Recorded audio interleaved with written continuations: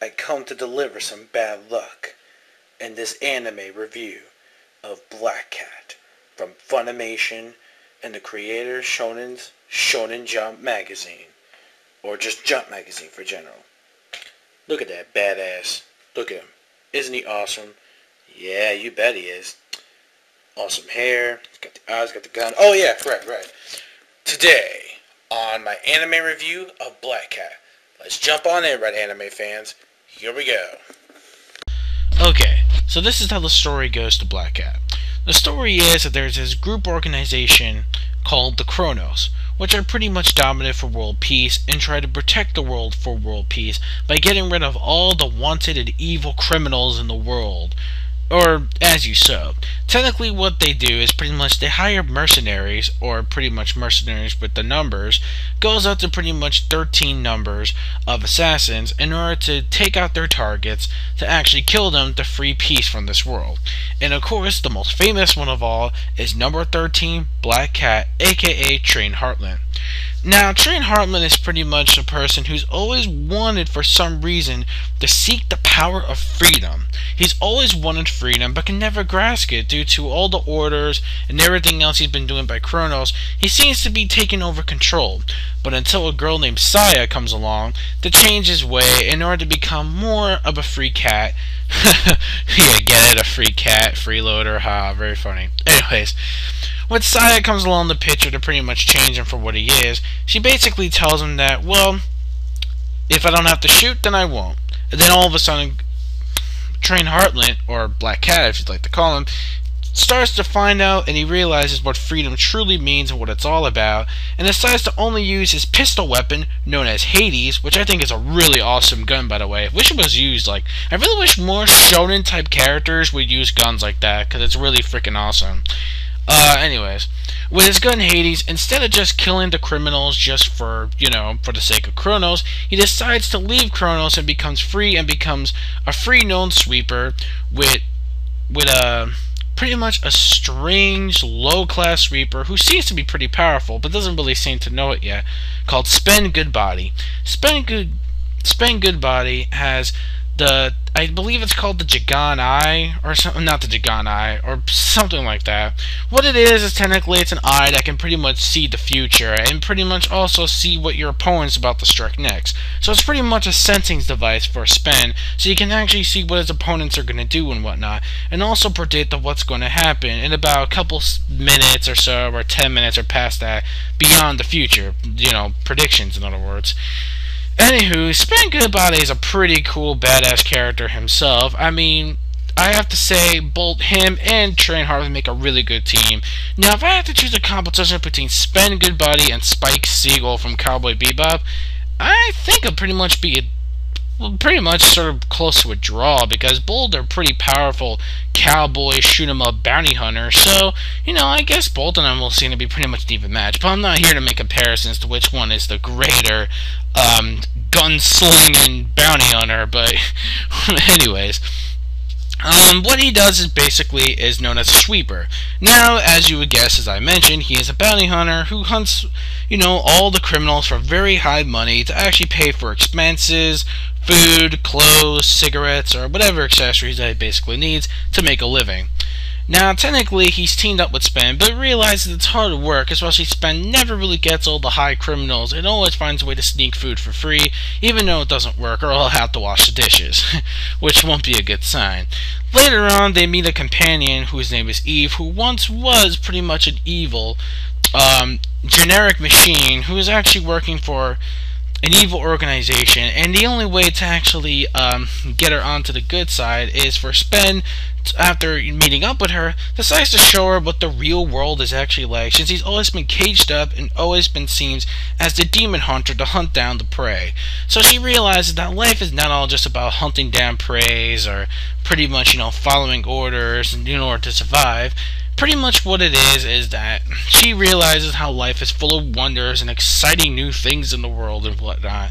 So that's why when all of a sudden she decides not to do her job and disobey the orders, Train was about to kill her, but unfortunately, due to him, being changed by Saya and leaving Kronos, he decides to live on his own by being a free cat, or a free man if you call it, and decides to actually not kill her and make her join the team as well.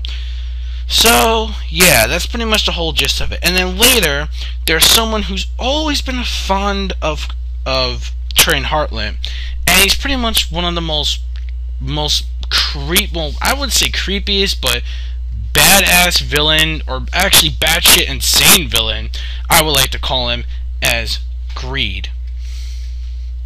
Creed Distance is pretty much one of the most, well, at first he may seem, he looks like a little gay in like some feminine way, but he is the most insane villain in this series. Like, he's just, wow, like he is the most insane obsession for Train ever.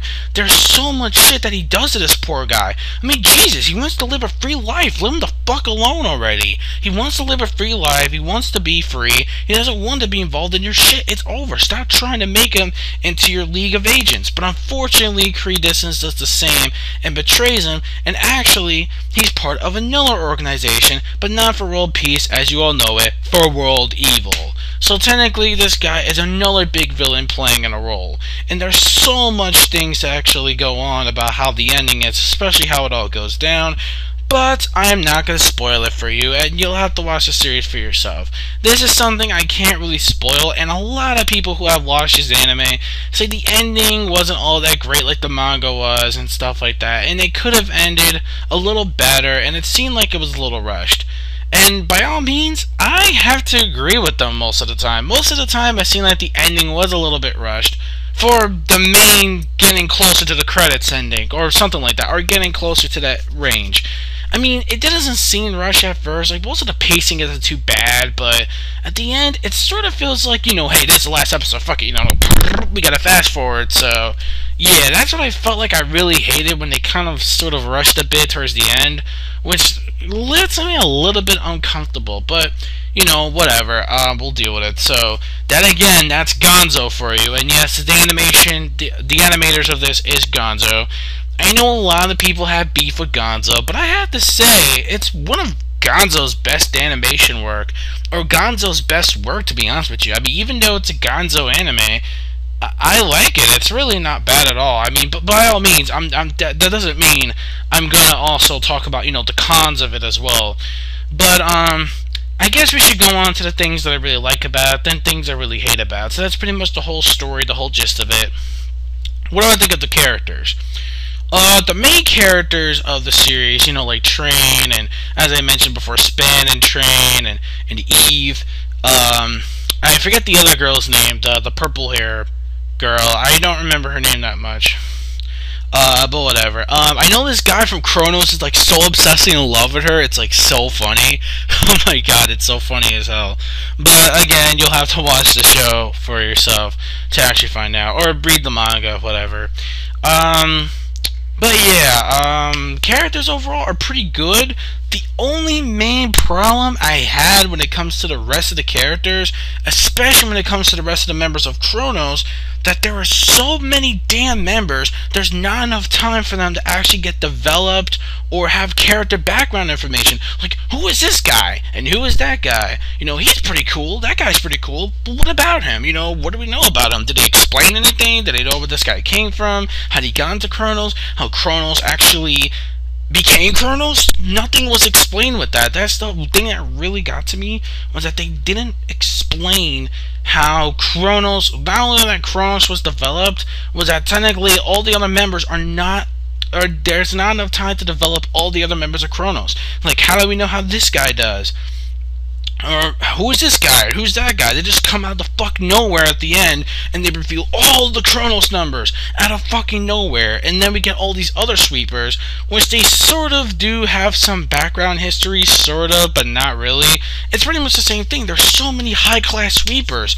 Like, I want to know all about more of these high-class sweepers. I want to know what the fuck are all those other high class sweepers that joined up, and how did they all, reunite or whatever? Like, how did that all happen? Most of that was never explained, and that's what really got to me, like, at most part when it came to the series, that some characters were not enough time to either, have some appearances or have some background history to explain or how their character was developed or whatnot. I'm not talking about the main character Train, because the main character Train, at least we saw how he was developed. Believe the same, yeah, same with Spen. Spen was the same way, Eve was the same way. It just seems like the main protagonists were the ones that were more developed than all the other kick-ass, high-class members of Kronos. We don't know how the fuck they came to be. They never explained it, because it was too damn short. The anime was only 24 episodes long, and it's really a shame, because I thought this could have gone on a little bit longer, so we can get some background history and all the other, how the other high-class sweepers became to be, and not to mention how they ever became one organization in the first place. And the other thing is the sweepers as well. We never got to know, like, the background history to these. I mean, we sort of did a little bit, but like, again, it wasn't enoughly explained. I mean, they only explain who they are. Like, they're sweepers that are above the food chain, unlike Spen, who's more lower, because his prey is not always the best kind of money he gets, and that's what's really funny about that part. But yeah, that's one problem I had, though, I have to say. I mean, I know I wasn't going to get into any problems, but sided with that, there is a problem. I mean, the main protagonist, everything else, I mean, don't get me wrong, I love the Kronos' awesome attack moves. I like this one member who's like a fucking wolf, a coyote or a wolf or something like that. He's really cool. And I love the blonde-haired girl. Again, I forget their names. Most of these names of these characters are really forgettable. I mean, it's been a while. I only watched the series like a couple of times. It's pretty good. I mean, it's a guilty pleasure. I mean, it's not the best, the most incredibly epic thing in Epic Town, but it's still pretty entertaining, to say the least. Anyways, story was pretty good. I like the way the story was presented. Again, story was really good. The way they started off was pretty good, because of the manga, it went by so fast in the first chapter, when technically, Spen and Train were already partners. I mean, they showed Spen, but the one thing that they got right that the anime didn't was Spen's more flashback of Spen and his old sweeper partner, which I thought was really cool. But we only got to see one little flashback part of him, and that was about it. We never got the whole background, the whole entire flashback, unlike in the manga, which they technically showed it in the very first chapter, which is the thing that, again, really bothered me. So, but whatever, at least we got to see most of Spen's friends, sort of, in one flashback scene or two, or whatever. And that was pretty much about it. Yeah, anyways. The next thing I'm going to be talking about is the animation. Again, what I mentioned about the animation, even though it's Gonzo, I have to say the animation was really top-notch. Very good stuff. This was made in the end of 2005, and technically this was the age where higher HD quality was pretty much into the mix, because by that time, One Piece in 2005 had HD episodes.